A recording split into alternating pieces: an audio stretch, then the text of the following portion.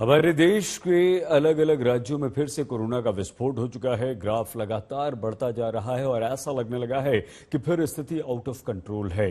स्थिति की गंभीरता ऐसी कि तीसरी लहर की आहट हो चली है।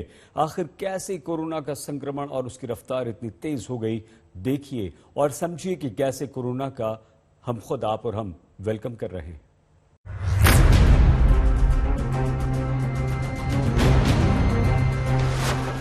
देश में कोरोना की तीसरी लहर,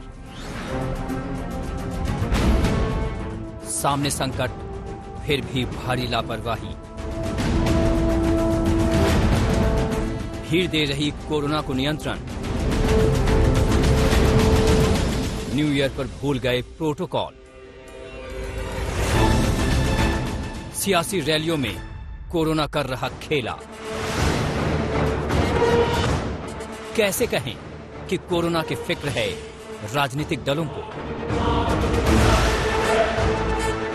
कैसे कहें कि उन्हें देश में गहराते खतरे का अंदेशा है? देश ने खतरनाक वायरस के 2 अटैक झेले हैं। दूसरी लहर ने तो सिर्फ सदमा और दर्द दिया है। अब तीसरी लहर की आशंकाओं ने देश को डरा दिया है। फिर भी कुछ जगहों पर हालात बहुत ही गंभीर हैं। ना तो कोरोना के खतरे की फिक्र है, ना जिंदगी की। लापरवाही की तस्वीरें देखकर आप खुद ब खुद अंदाजा लगा सकते हैं। देश के अलग अलग हिस्सों का हाल दिखाएंगे, बताएंगे कि कैसे कुछ लोग इस संकट को खुला निमंत्रण भेज रहे हैं।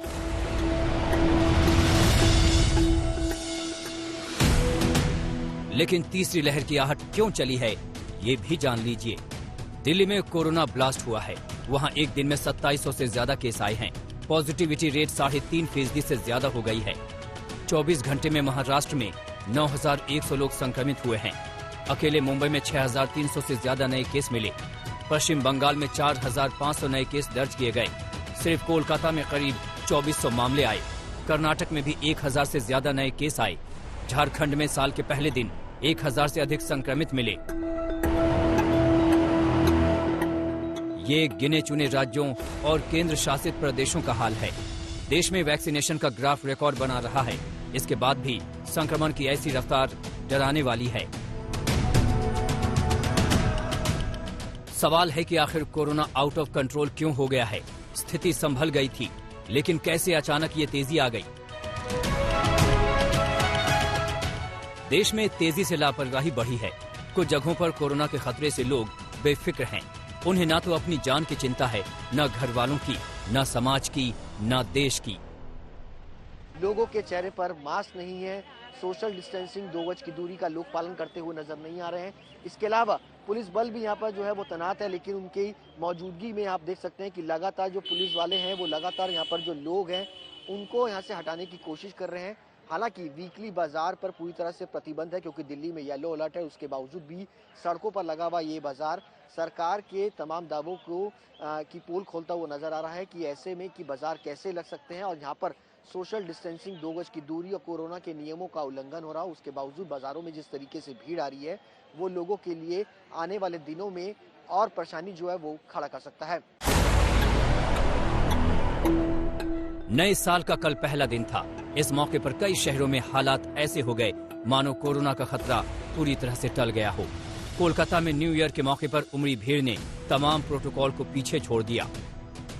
इस वक्त हम लोग कोलकाता चिड़ियाघर के ठीक सामने हैं और हजारों की संख्या में इस वक्त लोग यहाँ पर घूमते दिखाई दे रहे हैं। और ज्यादातर लोगों ने तो मास्क लगा रखा है, लेकिन बहुत लोग ऐसे भी दिख रहे हैं जो मास्क नहीं लगाए हुए हैं। अब तक 16 ओमिक्रॉन वेरिएंट के मामले पूरे पश्चिम बंगाल में दर्ज किए जा चुके हैं।